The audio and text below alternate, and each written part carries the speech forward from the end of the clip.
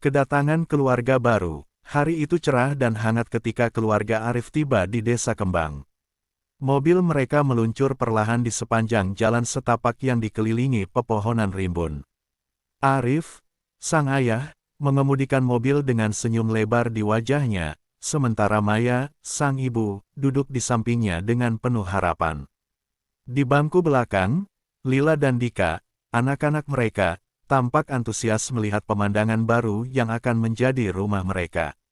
"Wow, lihat, banyak pohon besar," seru Dika, menunjuk ke arah hutan yang lebat di sebelah jalan. Lila mengangguk, matanya bersinar penuh rasa ingin tahu. "Kita harus menjelajahi hutan itu nanti," ucapnya penuh semangat. Setibanya di rumah baru mereka, sebuah rumah kayu sederhana yang dikelilingi kebun kecil, keluarga Arif disambut oleh udara segar dan aroma tanah basah. Rumah itu terlihat kokoh meski sudah cukup tua, dengan cat yang sedikit pudar, namun memiliki pesona yang khas. Di sekelilingnya, bunga-bunga liar tumbuh subur, menambah keindahan alami tempat itu. Maya mengeluarkan barang-barang dari mobil dan mengatur segala sesuatu di dalam rumah. Sementara itu, Arif mengajak anak-anak menjelajahi lingkungan sekitar. "Ayo, kita lihat apa yang ada di sekitar sini," katanya, penuh semangat. Saat mereka berjalan-jalan, mereka bertemu dengan beberapa penduduk desa yang tampak ramah, tetapi ada sedikit keraguan di mata mereka saat melihat keluarga Arif. Salah satu warga tua, Pak Joko, menghampiri mereka dan berkata, "Selamat datang di Desa Kembang. Kami senang ada pendatang baru. Namun, saya harus mengingatkan kalian untuk berhati-hati, terutama saat malam tiba." "Kenapa begitu, Pak Joko?" tanya Arif, merasa sedikit curiga. "Ini adalah desa yang indah, tapi kami memiliki cerita yang tidak bisa diabaikan. Ada kuntilanak yang sering muncul di malam hari.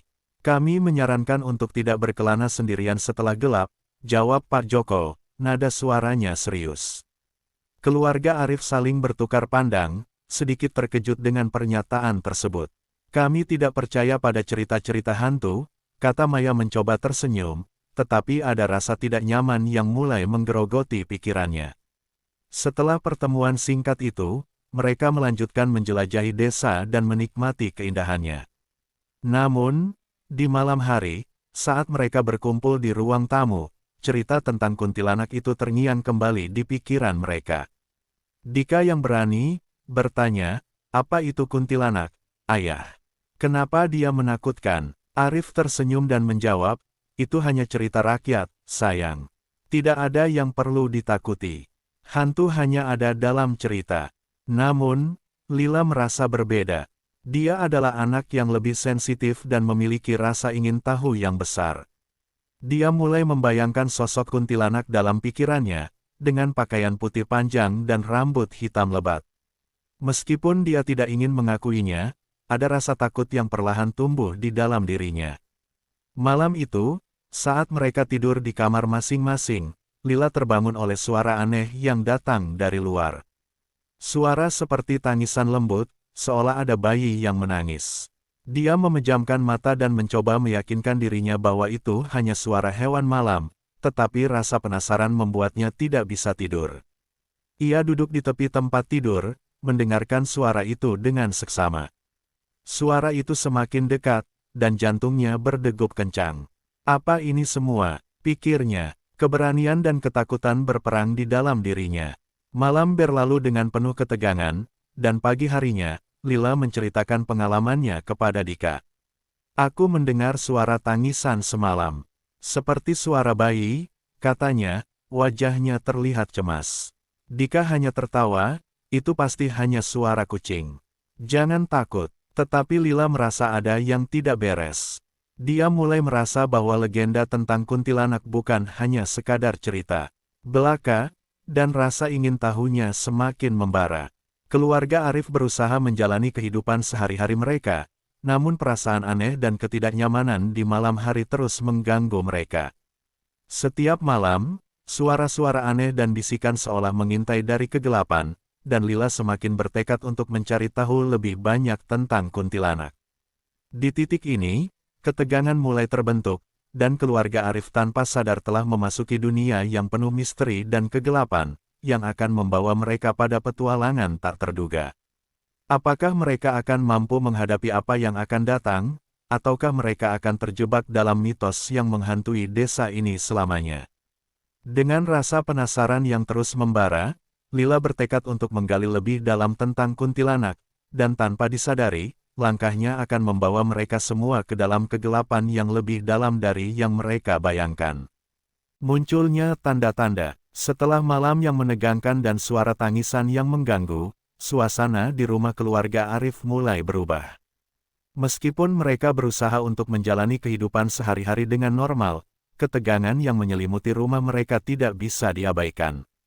Lila, yang masih teringat jelas akan suara misterius itu, mulai merasa ada sesuatu yang tidak beres di sekitar mereka.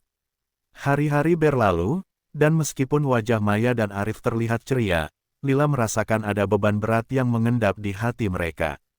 Dika, yang awalnya berani, kini mulai merasakan ketakutan yang sama. Mereka berdua sering saling menatap, berbagi perasaan yang tidak bisa mereka ungkapkan kepada orang tua mereka. Suatu sore, saat Lila dan Dika bermain di halaman belakang, mereka menemukan sebuah boneka tua yang tergeletak di bawah pohon besar. Boneka itu terlihat kotor dan usang, dengan satu mata yang hampir copot. "Ayo kita ambil," seru Dika, tetapi Lila meragukan keputusan itu.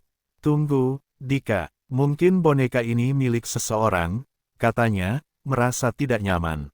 Namun, rasa ingin tahunya mengalahkan ketakutan. Mereka mengangkat boneka itu dan membawanya ke dalam rumah. Maya yang melihat boneka itu langsung merasa risih. "Jangan bermain dengan benda-benda seperti itu, nak. Itu bisa membawa sial," katanya sambil mencoba untuk mengembalikan boneka itu ke tempat semula.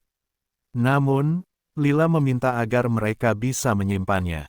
Malam harinya, saat seluruh keluarga berkumpul di ruang tamu, suara aneh mulai terdengar lagi, kali ini lebih jelas dan mendalam. Suara tangisan itu semakin dekat, seolah-olah datang dari dalam rumah. Lila merasakan bulu kuduknya merinding. "Ayah, Ibu, aku mendengar suara itu lagi," teriaknya, suaranya bergetar. Arif dan Maya saling bertukar pandang, berusaha menenangkan anak-anak mereka. "Itu cuma imajinasi kalian, sayang. Tidak ada yang perlu ditakuti," kata Arif, berusaha terdengar yakin.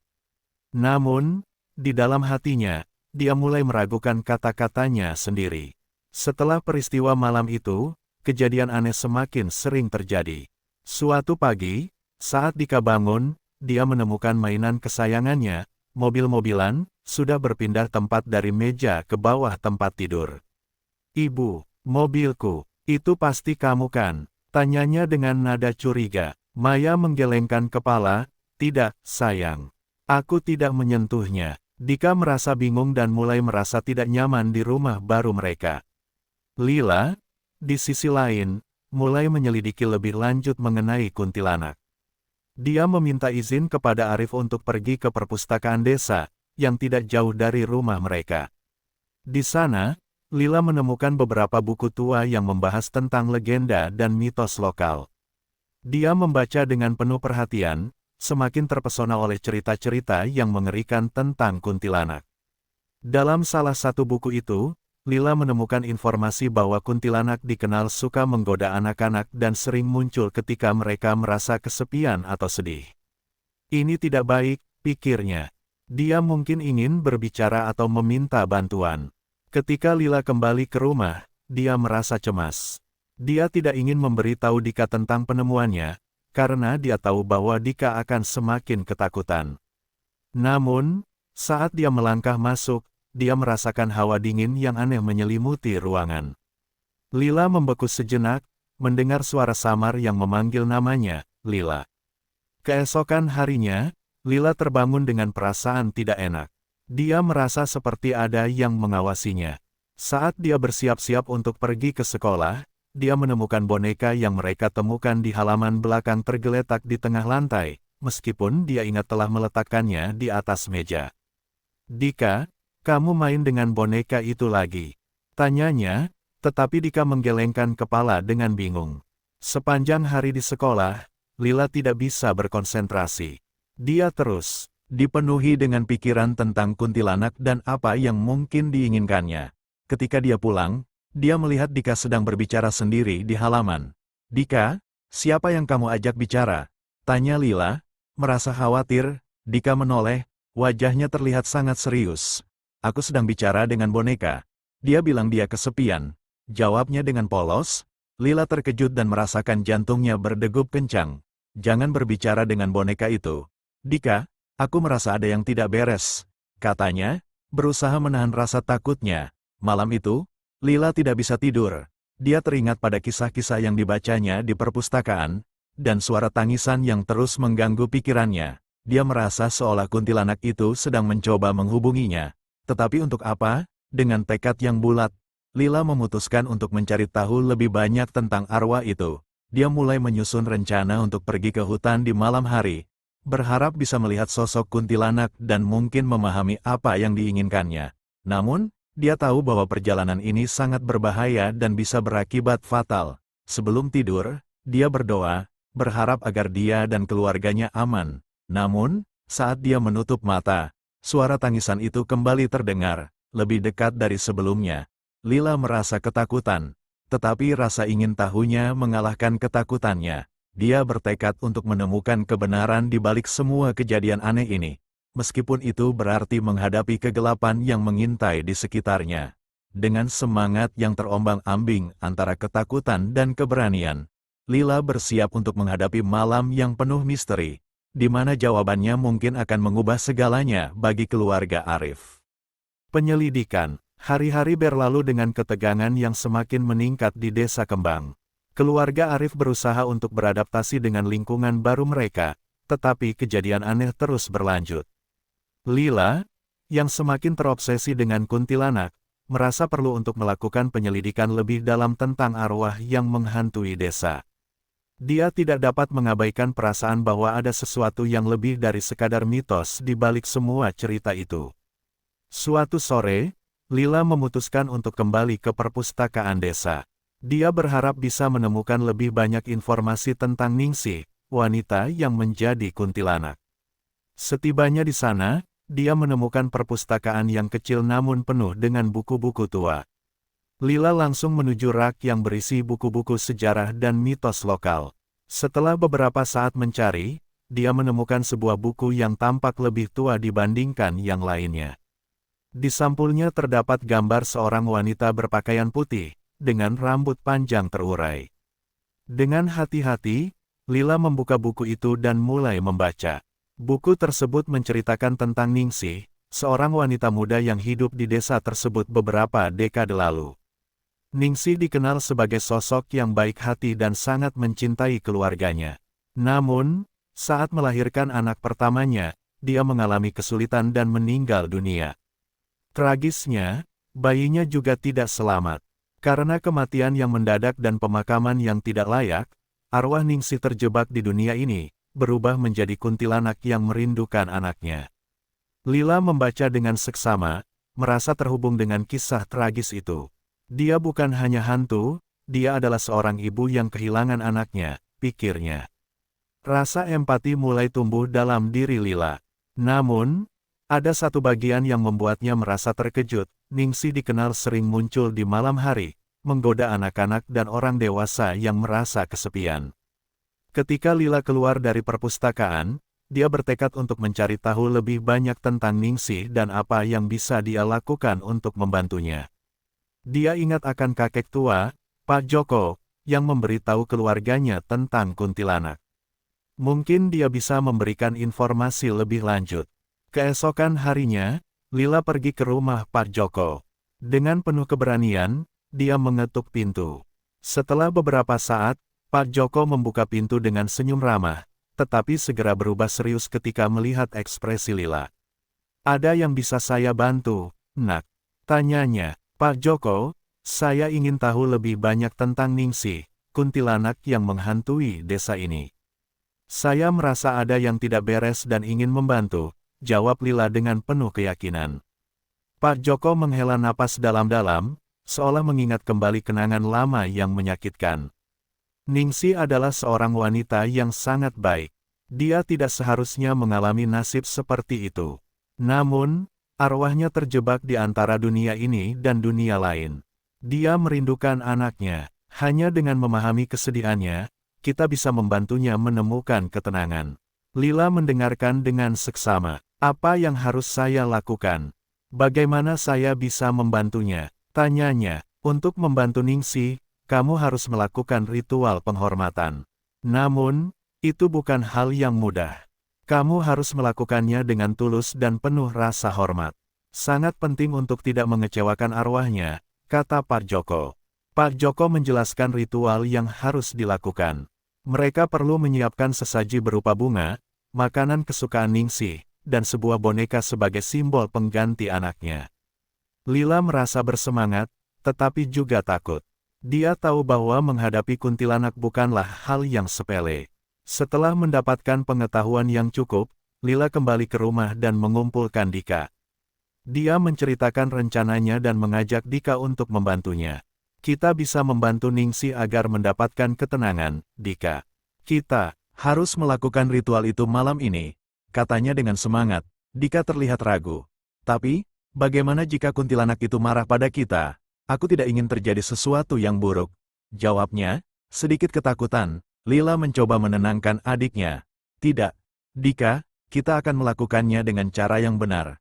Kita tidak akan mengganggu Ningsih. Kita hanya ingin membantunya. Jika kita menghormatinya, dia tidak akan menyakiti kita. Malam tiba dan suasana desa menjadi semakin mencekam. Lila dan Dika menyiapkan sesaji di halaman belakang rumah.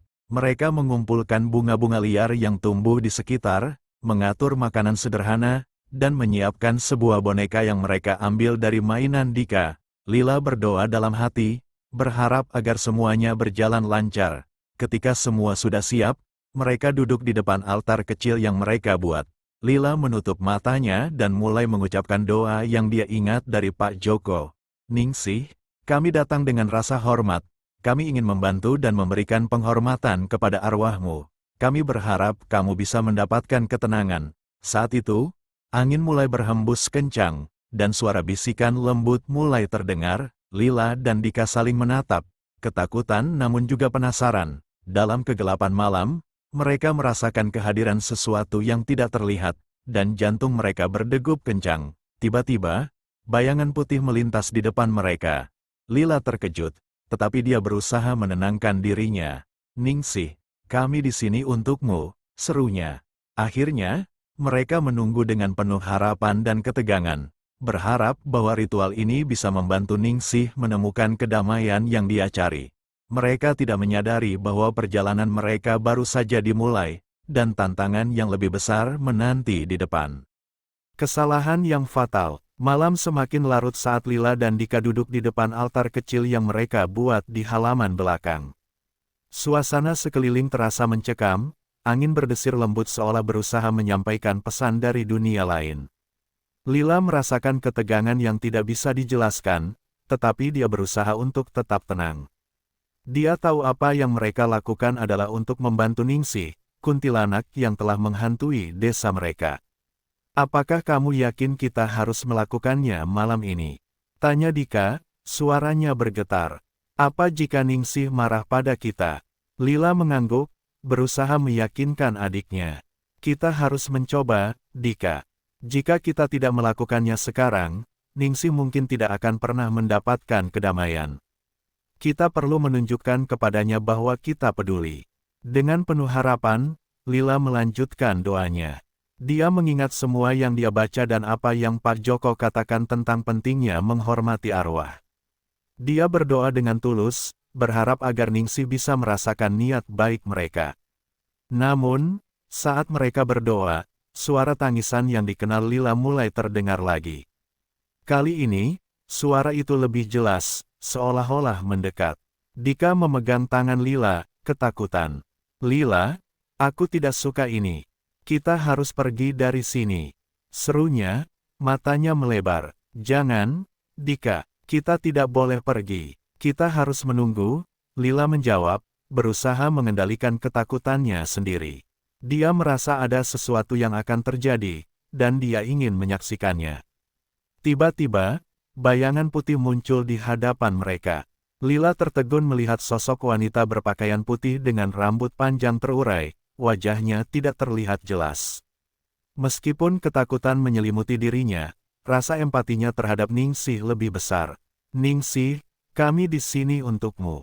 Kami ingin membantu," teriak Lila. Namun, alih-alih mendekat, sosok itu justru bergetar dan mengeluarkan suara tangisan yang memilukan. "Anakku, di mana kau?" Terdengar suara lembut yang penuh kesedihan. Dika semakin ketakutan dan mencoba menarik tangan Lila. "Ayo pergi, dia tidak mau kita di sini," teriaknya. Tetapi Lila tidak bisa bergerak. Dia menatap sosok itu, merasakan kesedihan yang mendalam. "Kami di sini untuk menghormati dan membantumu, Ningsih.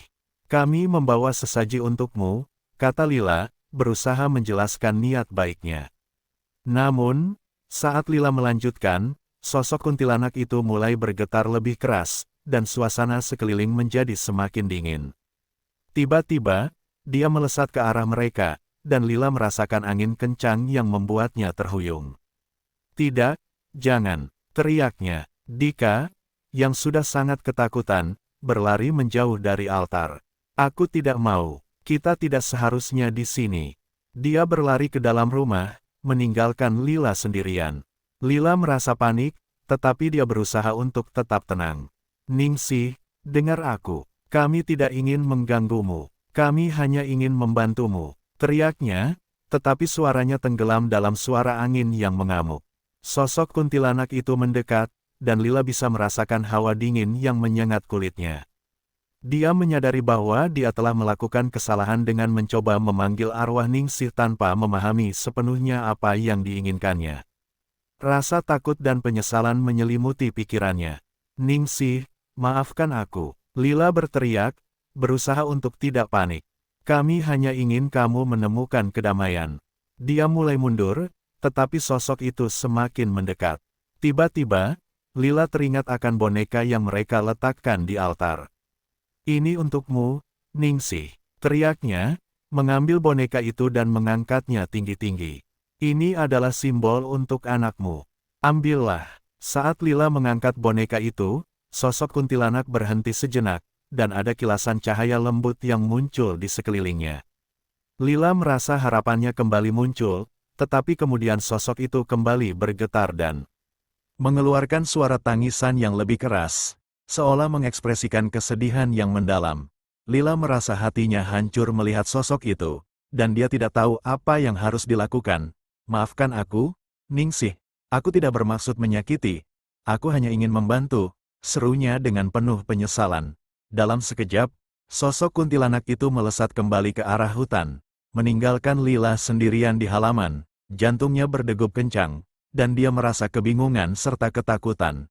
Dia menyadari bahwa dia telah melakukan kesalahan fatal dengan memanggil kuntilanak tanpa memahami perasaannya yang sebenarnya. Lila berlarian ke dalam rumah, menemui Dika yang masih ketakutan. "Dika, maafkan aku seharusnya tidak melakukannya. Kita harus memberitahu ayah dan ibu," serunya. Napasnya terengah-engah. Ketika mereka berdua menceritakan segala sesuatu kepada Arif dan Maya, wajah orang tua mereka berubah menjadi serius. Arif menghela napas berat. "Kalian seharusnya tidak bermain dengan hal-hal seperti itu. Kuntilanak bukanlah sosok yang bisa dianggap remeh. Kita harus berhati-hati." Maya menggenggam tangan Lila dan Dika, matanya penuh kekhawatiran. "Kita perlu mencari tahu cara untuk memperbaiki kesalahan ini. Kita tidak bisa membiarkan Ningsih terus berlarut-larut dalam kesedihan." Lila merasa bersalah atas kejadian malam itu, dan dia bertekad untuk mencari cara agar Ningsih bisa mendapatkan kedamaian. Dia tahu bahwa perjalanan mereka belum berakhir, dan tantangan yang lebih besar menanti di depan. Namun, satu hal yang pasti, mereka harus menghadapi konsekuensi dari tindakan mereka dan berusaha untuk memperbaiki kesalahan yang telah dibuat. Dengan hati yang berat, mereka mulai merencanakan langkah selanjutnya, bertekad untuk menghadapi kegelapan yang mengintai dan membantu Ningsih menemukan ketenangan yang selama ini dia cari. Teror dimulai. Malam-malam setelah ritual yang gagal itu menjadi mimpi buruk bagi keluarga Arif. Setiap malam, suara tangisan yang memilukan terus menghantui mereka, dan Lila merasa terjebak dalam rasa bersalah yang mendalam. Dia tidak bisa tidur nyenyak, selalu terjaga oleh suara aneh yang seolah memanggil namanya. Dika, yang awalnya berani, kini menjadi sangat takut dan enggan untuk tidur sendiri di kamarnya. Arif dan Maya mencoba untuk tetap tenang demi anak-anak mereka, tetapi mereka juga merasa tertekan dan cemas. Suasana di rumah menjadi semakin tegang, dan semua orang merasa seolah ada sesuatu yang mengintai di balik bayang-bayang. Mereka berusaha untuk menjalani rutinitas sehari-hari, tetapi ketidaknyamanan itu terus menghantui. Suatu malam, saat Lila terbangun dari tidurnya, dia mendengar suara bisikan lembut yang seolah berasal dari luar jendela kamarnya. Lila, Lila, suara itu memanggilnya, dan jantungnya berdegup kencang. Dia merasa ketakutan, tetapi rasa penasarannya juga membuatnya ingin tahu. Dengan hati-hati, Lila menghampiri jendela. Dia melihat keluar, tetapi hanya kegelapan malam yang menyambutnya. Namun, saat dia melihat ke arah hutan, dia melihat sosok putih melintas di antara pepohonan. Ningsih, pikirnya, merasa campur aduk antara ketakutan dan rasa empati. Dia kembali ke tempat tidur dan mencoba untuk tidur kembali, tetapi suara tangisan itu terus menghantuinya.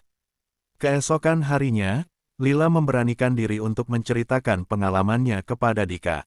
Aku melihat sesuatu di hutan tadi malam, Dika. Mungkin itu Ningsih, katanya, berharap adiknya tidak semakin ketakutan.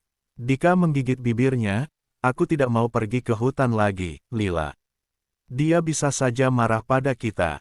Lila mengangguk, tetapi dia tahu bahwa mereka tidak bisa terus menghindar. Mereka harus menemukan cara untuk memperbaiki kesalahan mereka. Setelah sekolah, Lila kembali ke perpustakaan untuk mencari informasi lebih lanjut tentang kuntilanak dan cara menghadapinya. Di perpustakaan, Lila menemukan buku lain yang menjelaskan tentang ritual untuk menenangkan arwah yang tersisa. Dia membaca dengan seksama, mencatat semua langkah yang perlu dilakukan. Namun, satu hal yang sangat ditekankan adalah pentingnya niat yang tulus dan ketulusan hati saat melakukan ritual tersebut. Saat Lila pulang, dia merasa lebih siap untuk menghadapi Ningsih. Dia berbagi rencananya dengan Dika. Kita harus melakukan ritual lagi, tetapi kali ini dengan lebih hati-hati. Kita harus menunjukkan bahwa kita benar-benar ingin membantunya, katanya. Dika terlihat ragu, tapi bagaimana jika dia marah lagi? Aku tidak mau melihatnya lagi. Lila menghela napas, merasa tidak mudah untuk meyakinkan adiknya. Dika, jika kita tidak melakukannya, dia mungkin tidak akan mendapatkan kedamaian. Kita harus berani. Kita bisa melakukannya bersama-sama. Malam itu, saat mereka bersiap untuk tidur, suara tangisan kembali terdengar, lebih keras dari sebelumnya. Lila merasa seolah-olah suara itu menggema di seluruh rumah. Dia dan Dika saling berpandangan, ketakutan. Ibu, ayah, teriak Dika, berlari menuju kamar orang tua mereka. Arif dan Maya segera bangun dan berlari ke kamar anak-anak. Ada apa, sayang? Tanya Maya, wajahnya penuh kekhawatiran. Suara itu lagi. Aku tidak mau mendengar lagi. Dika menjawab, suaranya bergetar. Arif mencoba menenangkan anak-anaknya. Tenang, semuanya baik-baik saja. Itu mungkin hanya suara angin, katanya, tetapi suaranya tidak cukup meyakinkan. Malam itu, suara tangisan tidak berhenti. Lila merasa semakin tertekan. Ia tahu mereka harus segera bertindak. Keesokan harinya, mereka merencanakan ritual baru yang akan dilakukan di luar hutan, jauh dari rumah, agar tidak menambah ketegangan di dalam rumah. Mereka mengumpulkan semua bahan yang diperlukan, bunga, makanan, dan boneka. Lila merasa bahwa kali ini mereka harus melakukannya dengan lebih serius. Saat malam tiba, Lila dan Dika berjalan perlahan menuju hutan, disertai dengan rasa cemas yang menyelimuti mereka. Saat mereka sampai di tepi hutan, suasana mulai terasa mencekam. Bulan bersinar terang, tetapi bayangan pepohonan membuat segalanya tampak lebih gelap. Lila, aku rasa aku tidak bisa melakukannya, kata Dika dengan suara bergetar. Jangan khawatir, Dika, kita akan melakukannya bersama. Aku ada di sini bersamamu, jawab Lila, berusaha memberi semangat. Mereka menyiapkan altar kecil di bawah sebuah pohon besar, jauh dari jalur setapak yang biasa dilalui penduduk desa. Lila mulai mengatur bunga dan makanan di atas altar, kemudian mengambil boneka yang mereka bawa. Ningsih, kami datang dengan niat baik. Kami ingin membantu, serunya. Namun, saat Lila mulai berdoa, suara angin berhembus kencang, dan suasana sekitar mulai berubah. Bayangan-bayangan gelap melintas di antara pepohonan, dan suara tangisan kembali terdengar lebih dekat. Dika mulai merasa panik. Lila, kita harus pergi sekarang. Tetapi Lila berusaha untuk tetap fokus. Dia melanjutkan doanya, berharap Ningsih bisa mendengar niat baik mereka. Ningsih, kami ingin kamu mendapatkan kedamaian. Kami tidak bermaksud menyakitimu, ucapnya dengan tulus. Tiba-tiba, sosok kuntilanak itu muncul di hadapan mereka. Lila merasakan jantungnya berdebar kencang, tetapi dia berusaha untuk tidak menunjukkan ketakutannya. Kami di sini untukmu, Ningsih, teriaknya. Namun, sosok itu tidak berdiri diam. Dia tampak bergetar, dan suara tangisan itu semakin keras, seolah menyiratkan kesedihan yang mendalam. Dika terjatuh, ketakutan, dan Lila merasa terjebak antara harapan dan ketakutan. Jangan datang lebih dekat, teriak Dika, tetapi Lila terus berusaha untuk berbicara dengan Ningsih. Kami tidak ingin mengganggumu, kami ingin membantumu. Saat itu, sosok kuntilanak itu melesat ke arah mereka, dan Lila merasa hawa dingin menyelimuti tubuhnya. Dia harus melakukan sesuatu untuk menghentikan teror ini. Dengan keberanian yang tersisa, Lila mengangkat boneka itu. Ini untukmu, Ningsih. Ambillah, serunya, tetapi sosok itu tampak tidak terpengaruh. Dalam sekejap, segala sesuatu menjadi gelap. Lila dan Dika terjebak dalam ketakutan yang mendalam, tidak tahu apa yang akan terjadi selanjutnya. Mereka harus berjuang untuk menghadapi teror ini dan menemukan cara untuk membantu Ningsih, sebelum semuanya terlambat. Upaya mengusir kuntilanak. Suasana di hutan semakin kelam saat Lila dan Dika terjebak dalam ketakutan yang mendalam. Sosok kuntilanak tampak semakin mendekat, dan suara tangisan itu menjadi semakin menyayat hati. Lila merasa terperangkap antara rasa empati dan ketakutan yang melanda dirinya. Dia tahu bahwa mereka harus melakukan sesuatu untuk menghentikan teror ini dan membantu Ningsih menemukan kedamaian yang selama ini hilang. Dika, yang sangat ketakutan, mulai menangis. Lila, aku tidak mau. Kita harus pergi, teriaknya, mencoba mundur. Namun, Lila tahu bahwa melarikan diri bukanlah pilihan. Mereka telah sampai sejauh ini, dan jika mereka tidak menghadapi Ningsih, semua ini tidak akan berakhir. Dengan tekad yang bulat, Lila mengambil napas dalam-dalam. Ningsih, kami di sini untuk membantu. Kami ingin kamu mendapatkan kedamaian. Serunya, berusaha menekan rasa takutnya. Tiba-tiba, sosok kuntilanak itu berhenti, matanya yang kosong menatap Lila. Dalam sekejap, Lila merasakan gelombang kesedihan yang mendalam, seolah-olah Ningsih menginginkan sesuatu yang lebih dari sekadar ritual. Kami tidak ingin menyakitimu, Ningsih. Kami tahu kamu merindukan anakmu, Lila melanjutkan, suaranya bergetar. Ketika Lila berbicara, sosok kuntilanak itu mulai bergetar dan mengeluarkan suara tangisan yang kembali menggema di hutan. Anakku, di mana kau? Suara itu menyayat hati, dan Lila merasakan air mata membasahi pipinya. Lila tahu bahwa arwah Ningsih terjebak dalam kesedihan yang mendalam. Dia harus melakukan lebih dari sekadar ritual, dia harus menjangkau hati Ningsih. Kami membawa boneka ini untukmu, Ningsih. Ini adalah simbol untuk anakmu. Ambillah, serunya, mengangkat boneka itu tinggi-tinggi. Sosok kuntilanak itu tampak ragu sejenak, tetapi suara tangisan itu tidak berhenti. Lila merasa putus asa, dia perlu mencari cara untuk menyentuh hati Ningsih. Dalam pikirannya, dia teringat akan cerita yang dibacanya di perpustakaan, tentang bagaimana kuntilanak bisa dibebaskan dari kesedihannya jika mereka diberikan kesempatan untuk berbicara. Jika kamu bisa mendengar kami, Ningsih, ceritakanlah padaku tentang anakmu. Apa namanya? Apa yang kamu inginkan untuknya? Lila bertanya, berusaha untuk menunjukkan kepedulian yang tulus. Setelah beberapa detik yang terasa seperti selamanya, sosok itu mulai bergetar, dan suara tangisan itu berubah menjadi isakan lembut. Dia bernama Bayu. Dia, hanya hidup sebentar, ucap Ningsih, suaranya melemah. Aku tidak sempat melihatnya tumbuh. Lila merasakan hatinya hancur mendengar kisah tersebut. Ningsih, kamu tidak sendirian. Kami di sini untuk mengingatnya. Kami ingin membantu kamu mengenang Bayu, jawabnya, berusaha memberikan harapan. Dika, meskipun masih ketakutan, mulai merasakan empati yang sama. Kita bisa membuat sebuah tempat untuk mengenang Bayu. Kita bisa meletakkan boneka ini di sana, dan bunga-bunga untukmu, katanya, suaranya mulai berani. Sosok kuntilanak itu tampak lebih tenang, meskipun masih bergetar. Aku hanya ingin melihatnya, sekali lagi, ucapnya, suara itu penuh harapan dan kesedihan. Lila mengambil langkah maju, berusaha untuk mendekat tanpa menakut-nakuti Ningsih. Kami akan membantu kamu. Kami akan membuat tempat untuk Bayu, di mana kamu bisa mengenangnya.